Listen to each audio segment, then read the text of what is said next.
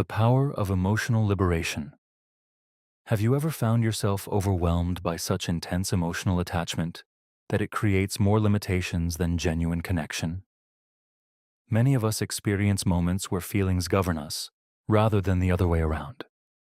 However, I'm here to share something truly encouraging. Transformation toward freedom is absolutely possible.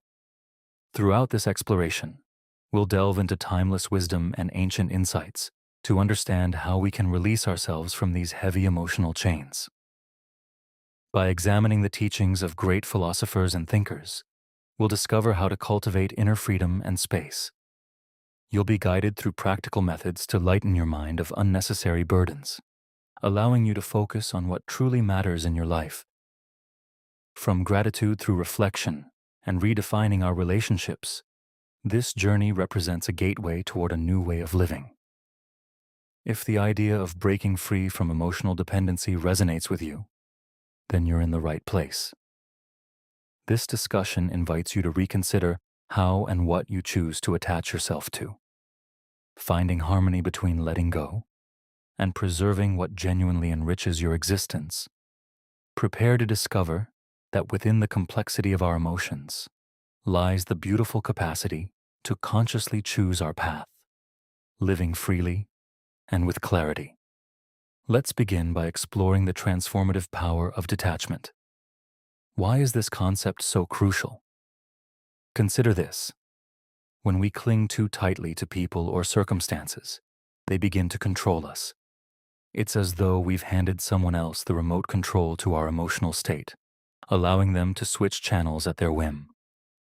Their words and actions then dictate our joy, our sadness, and in extreme cases, push us toward decisions we later regret.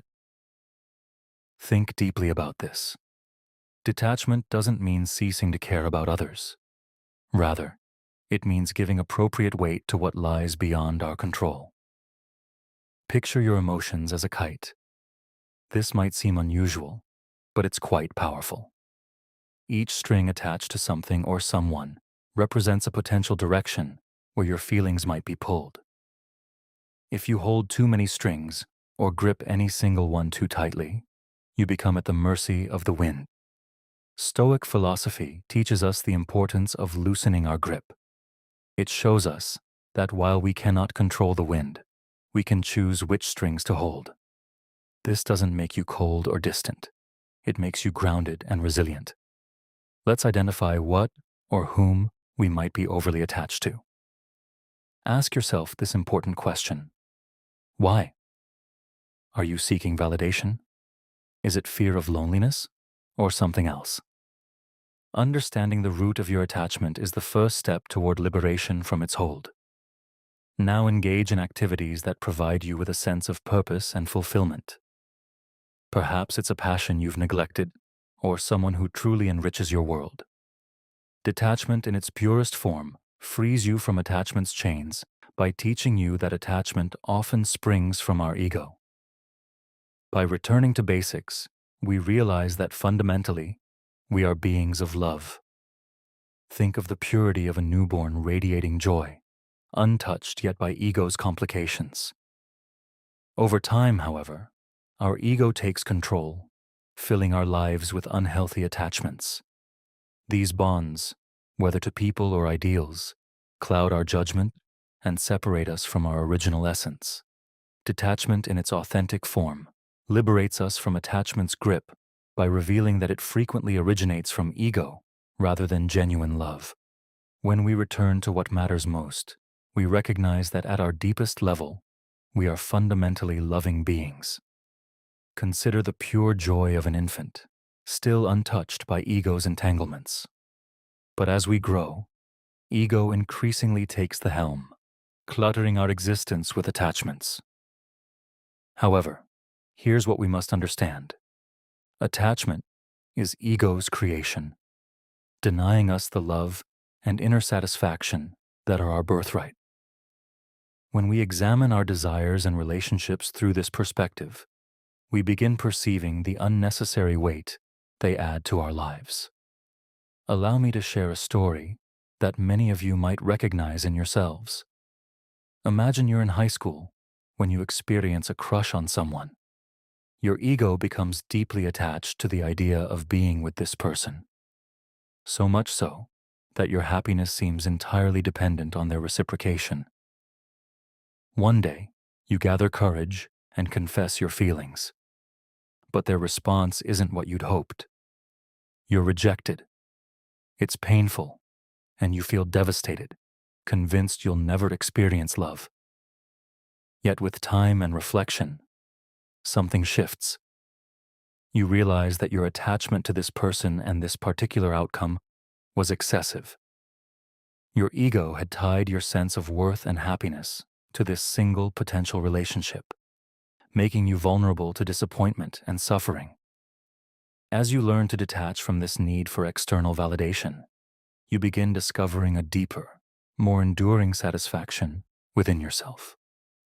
You recognize that your value doesn't depend on anyone else's approval, but stems from something far more fundamental: your capacity to love and be loved.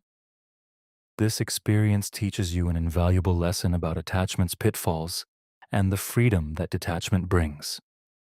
Of course, you continue to desire love and meaningful relationships, but you no longer depend on them to feel complete and worthy. This is just one example, but I hope it illustrates how unraveling ego-based attachments opens us to a life rooted in love, trust, and authentic fulfillment. And you? Have you experienced something similar? A moment when releasing an attachment allowed you to reconnect with something greater and truer within yourself? Please share your story in the comments. We all have so much to learn from each other on this path of detachment and self-discovery. So how do we begin this process of liberation from the anchors holding us down? Start by carefully examining the origins of your attachment. See it clearly.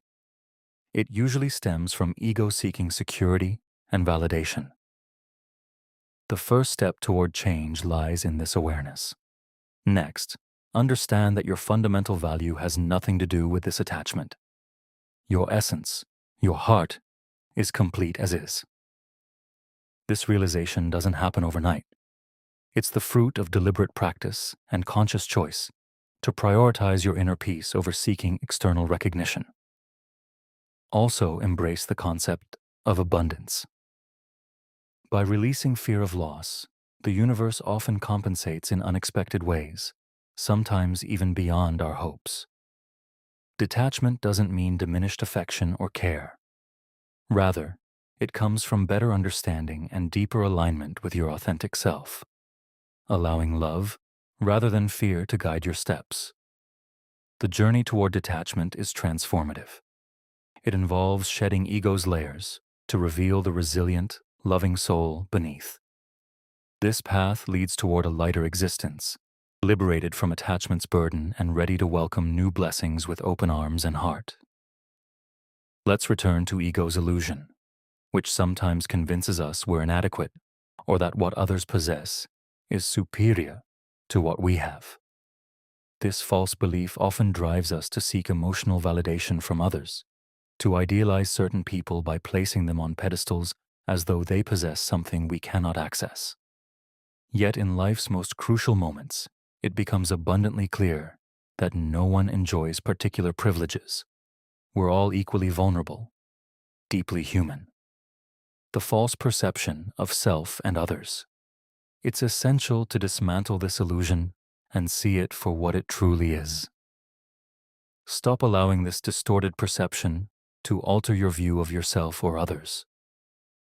Regarding self-confidence and inner healing, remember this: you are exceptional, special, and unique. Not from ego or arrogance, but from fundamental truth. There exists no one else exactly like you in this entire universe. Your unique combination of talents, experiences, perspectives, and qualities makes you irreplaceable. Recognizing and embracing this uniqueness isn't vanity.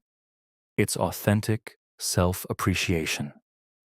This forms the foundation of genuine self-confidence that doesn't depend on external validation or comparison with others. Developing healthy self-esteem and nurturing your inner child is a beneficial practice. This doesn't mean perceiving yourself as superior to others or disconnecting from humanity's collective fabric. Rather, it means acknowledging that while our paths are distinct, no one's is superior. Each story is a unique thread in life's vast tapestry, with each thread having equal importance. When you grasp that you're unique, you begin understanding that your value is intrinsic. It doesn't depend on achievements, appearance, or status. It's inherent to your very being. This realization can be profoundly healing and liberating. It enables you to accept and love yourself unconditionally, with all your strengths and weaknesses. It gives you permission to be imperfect, while still aspiring to grow and evolve. So I invite you to take a moment and truly internalize this truth. Repeat after me. I am unique. Say it aloud or write it in the comments below. Let this affirmation anchor itself within you, not as egotistical boasting, but as deep recognition of your intrinsic worth. By sharing this affirmation, you're not only stepping toward your own healing, but encouraging others to embrace their own uniqueness. Imagine the power of a community where everyone feels genuinely seen, valued, and appreciated for who they truly are. So don't hesitate. Affirm your uniqueness right now and observe how this simple declaration begins shifting your perception of yourself and your place in this universe. Now let's continue. When discussing detachment, particularly in relationships, it's easy to become overwhelmed by a sense of lack, fearing the loss of someone you consider unique and irreplaceable. This thought pattern has roots in ego, whispering false notions about scarcity and limitation. Emotional detachment doesn't involve denying our feelings or becoming numb. Rather, it means embracing the abundance the universe offers and acknowledging our own capacity to love. It means recognizing that although one person might occupy a special place in our heart, our well-being doesn't depend on their presence. The liberation of attachment through fear. This realization frees us from attachments rooted in fear, allowing us to love freely without desperately clinging. This naturally leads us toward Stoic philosophy, learning to view every individual, including ourselves, with complete equality. Everyone we meet, everyone we love, and even those we might lose plays a role in our lives, just as we play a role in theirs. However, understanding that no role is absolutely essential cultivates profound emotional resilience within us, preparing us to face life's uncertainties with grace. For those who've followed along for a while, you know that Stoics show us the importance of focusing on what we can control: our perceptions, our actions, and our capacity for decision-making. Doing so brings genuine liberation, teaching us to navigate existence with deep serenity and confidence. Practically speaking, this means being prepared to leave behind past experiences and relationships that no longer serve us. It's rather like holding a rope so tightly that it becomes painful, while simultaneously fearing to release it due to unknown consequences. Imagine you've gripped this rope for so long that your hands have gone numb. You've almost forgotten what it feels like to live without this constant tension. Perhaps this rope represents a toxic relationship, an unfulfilling job, or a limiting belief about yourself. Your ego insists you need this rope, that without it, you'd be lost.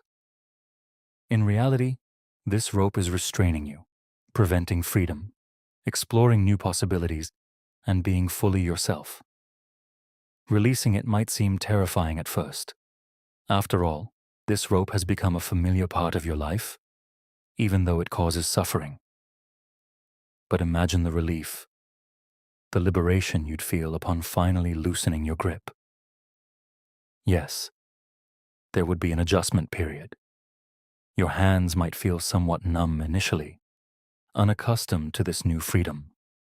But gradually, you'd relearn living without this tension, trusting yourself without this false crutch. This is detachment's process, releasing ropes binding us to unhealthy patterns, unrealistic expectations, and limited versions of ourselves. It's trusting that without these ropes, we're not lost. Quite the opposite. We're finally free to be who we genuinely are. Detachment requires courage, patience, and self-compassion. But the rewards are extraordinary. A life lived with greater authenticity, peace, and resilience. Perhaps you could pause and consider. Which ropes are you gripping so tightly they're causing pain? What prevents you from releasing them? What might you discover about yourself and life if you were willing to loosen your grip, even slightly? Remember, you're not alone in this process. We're all learning to let go, to trust, to embrace the unknown. It's through sharing our experiences and supporting one another that we find strength to continue. So don't hesitate to share your reflections or detachment experiences in the comments. Your story might be the light someone else needs to find courage to release their own grip. The trap of comparison. Once I stopped losing myself in others' narratives and started living my own life, fear lost its power over me. Not knowing every detail of someone else's existence doesn't mean you're missing something in yours. Quite the contrary. It means you're fully present in your own life, creating memorable moments that belong to you. It's easy to attach yourself to false images of happiness, especially in our interconnected world, where we're constantly exposed to carefully curated versions of others' lives. Seeing people display their perfect lives on social media can trigger fear of falling behind or never having what they seemingly possess. This fear can make letting go extremely difficult. However, it's crucial to remember, the grass always appears greener from a distance. When you approach, you realize it has imperfections too. The same applies to others' lives. What we see externally is often merely a facade, hiding the struggles and challenges everyone faces.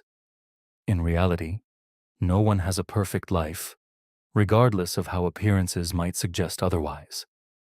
Everyone has their own insecurities, fears, and battles to fight. Yet these aspects are rarely highlighted, especially in a world that values perfection. When we compare ourselves to others, we're frequently comparing ourselves to an illusion, an idealized version of reality. This comparison can be devastatingly harmful to our self-esteem and well-being. So how do we free ourselves from this tendency to compare and the fear of missing something? It begins with focusing on your own life, your own values, and your own objectives. It means recognizing that your path is unique and cannot be compared to anyone else's. It also means learning to appreciate life's small moments, those perhaps unworthy of Instagram, but profoundly meaningful to you. It's cultivating gratitude for what you have, rather than fixating on what you perceive as lacking. And it's remembering that genuine satisfaction comes from living according to your own values, not from others' approval or envy. When you anchor yourself in who you are and what truly matters to you, the need to compare naturally diminishes.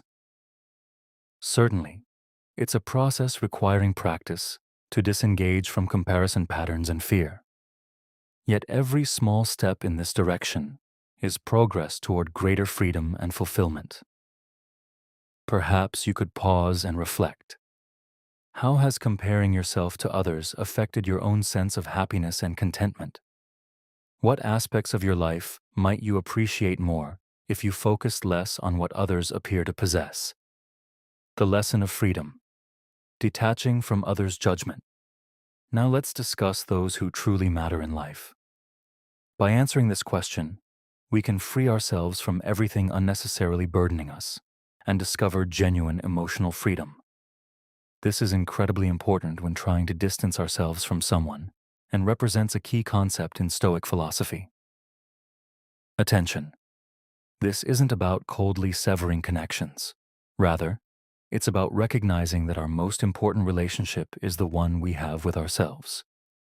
It's easy to believe our happiness depends on someone's presence, that our worth increases when they approve and decreases when they ignore us.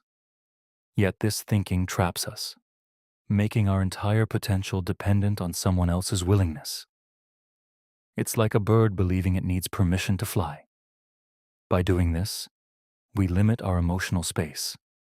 Instead, imagine realizing the sky has always been wide open, simply waiting for you to spread your wings your own way. This independence is a profound lesson in freedom.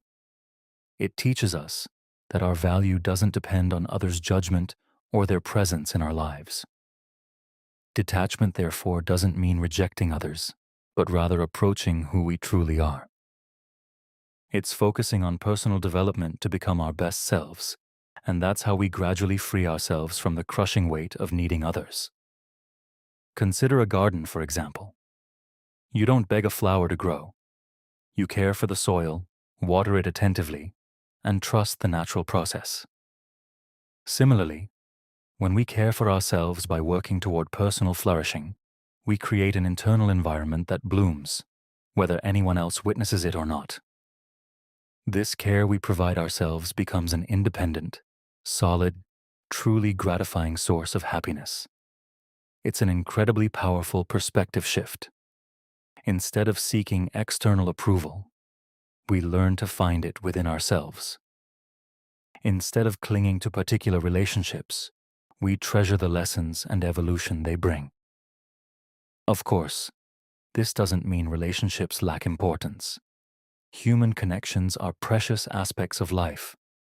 But by first anchoring our worth in ourselves, we can experience relationships from a place of completeness rather than need. It's an ongoing journey we work on each day. Some days, remembering our intrinsic value will feel easier. Other days, we'll need to consciously choose to detach from others' opinions and expectations. However, each time we choose to approach ourselves, we strengthen our self-love and emotional autonomy muscle. We anchor ourselves increasingly in our own truth, becoming less dependent on external validation. From this inner completeness, we become capable of loving and connecting more deeply, not from need, but from pure desire to share our light. Here's another suggestion for cultivating this emotional autonomy and healthy detachment. Learn to validate your own emotions. Often, when experiencing something difficult, our first instinct is seeking external validation. We want someone to tell us our feelings are normal, understandable, legitimate. It's human. We all need feeling understood and supported. But here's the problem. If we constantly depend on this external validation, we give others enormous power over our emotional well-being. We become at their mercy, dependent on their availability, their capacity to understand, their willingness to support us. The key is learning to validate your own emotions, developing this internal, compassionate, and understanding voice that tells you what you're feeling is completely normal. It's okay to feel this way. I'm here for you. It's rather like becoming your own best friend, your own support figure. Instead of desperately seeking external validation, we learn to find it within ourselves.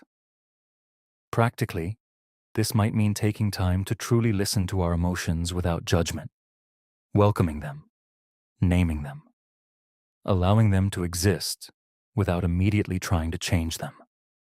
We might tell ourselves things like, I see you're sad right now. It's natural to feel this way in this situation. I'm here with you. We'll get through this together. Or, I sense intense anger in you. It's a valid emotion with the right to exist.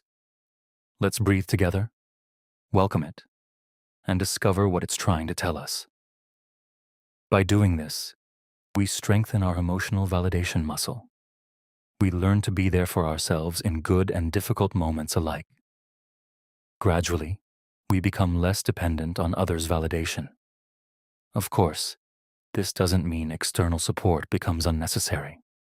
Friends, family, therapy, all remain precious and important, but it becomes a bonus, a supplement, rather than an absolute necessity.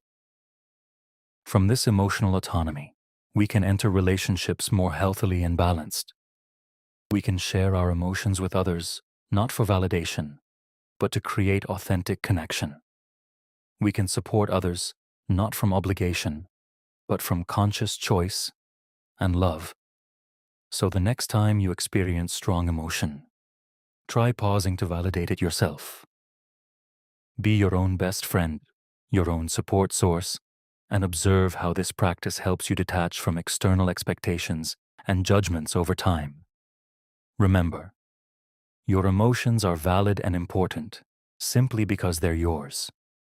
You have the right to feel them, listen to them, and honor them. Each time you do, you strengthen your emotional autonomy. Learn self-forgiveness. We're often our own harshest critic. When making mistakes or failing to meet our own expectations, we can become genuinely brutal with ourselves. We judge ourselves, blame ourselves, and continuously replay our failures. Yet this harshness toward ourselves only reinforces our dependence on external approval. If we can't accept and forgive ourselves, we desperately seek someone else to do it for us.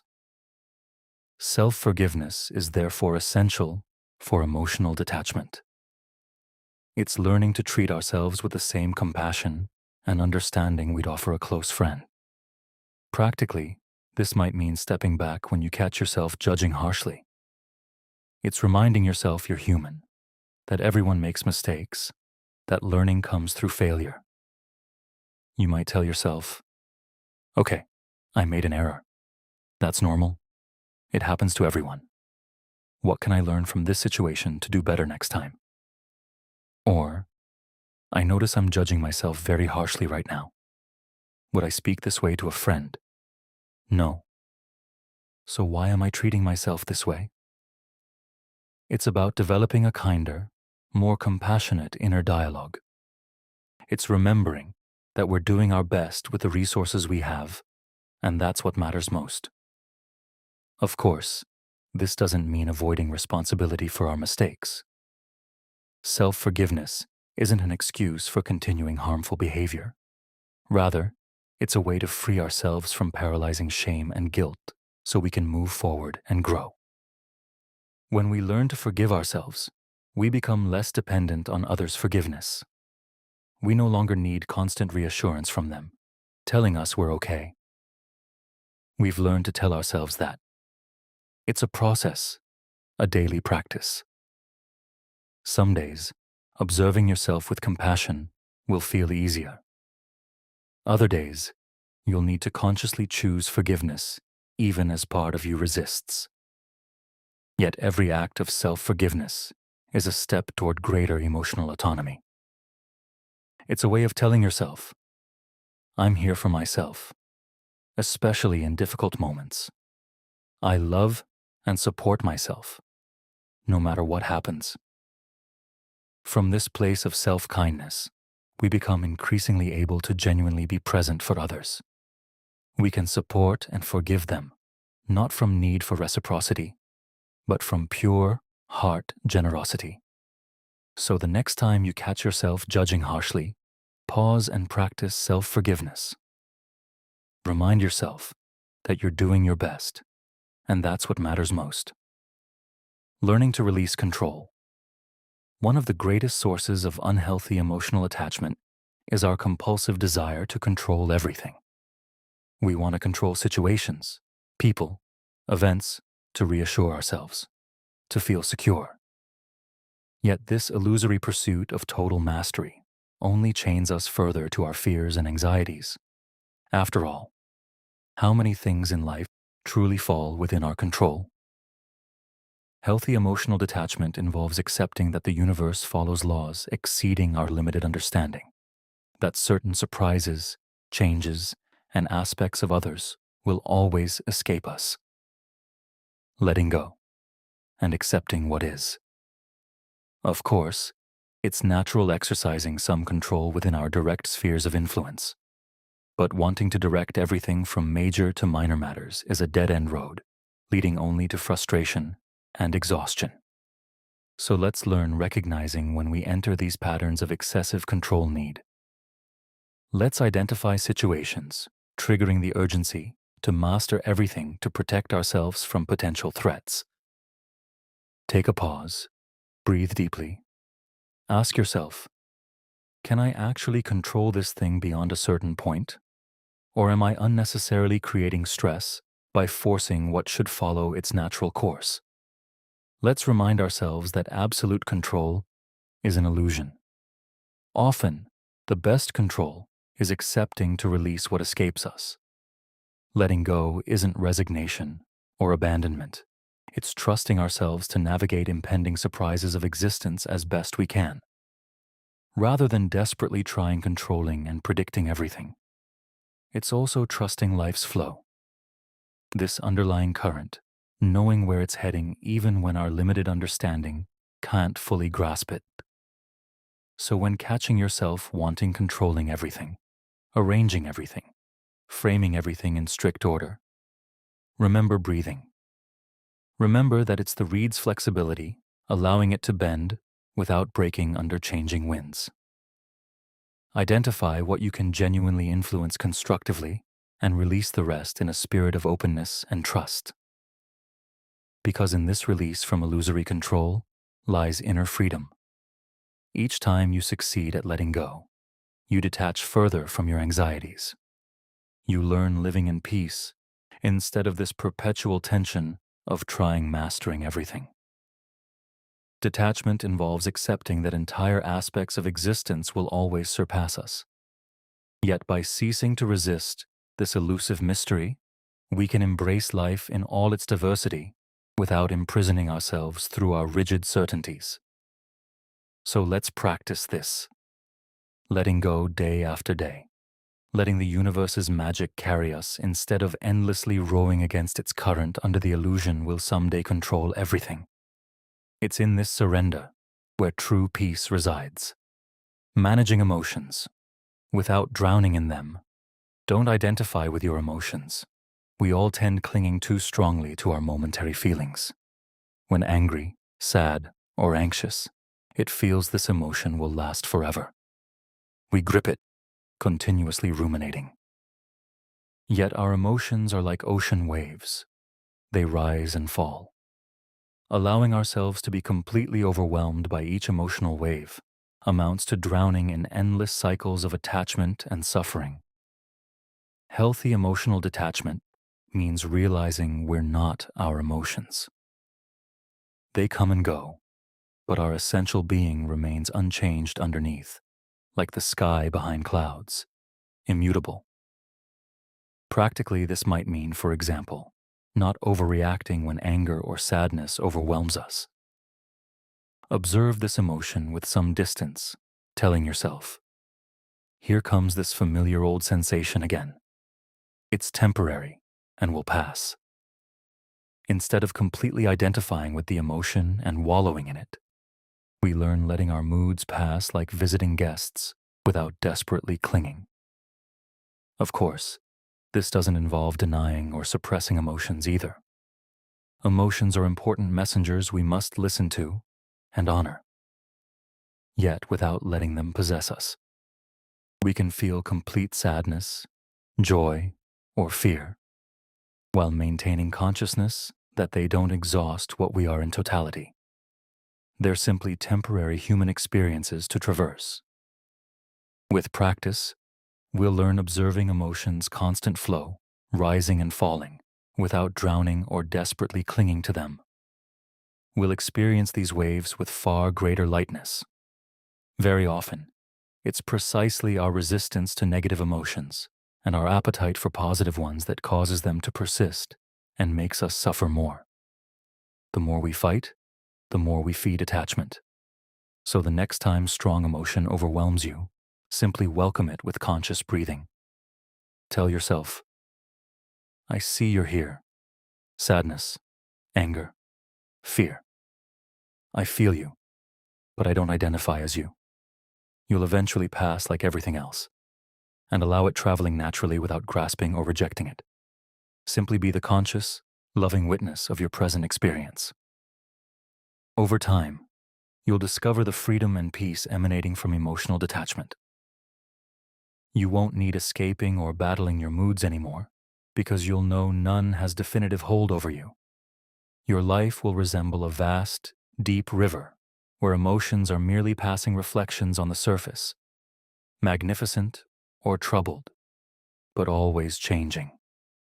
You'll learn letting them flow, rooted in the being you truly are, embracing the present moment. One key for cultivating detachment is remaining anchored in the present moment. When our mind wanders into the past or future, that's where it clings and suffers unnecessarily. We ruminate over regrets, resentments, and past-related fears or stress, projecting imaginary scenarios onto the future.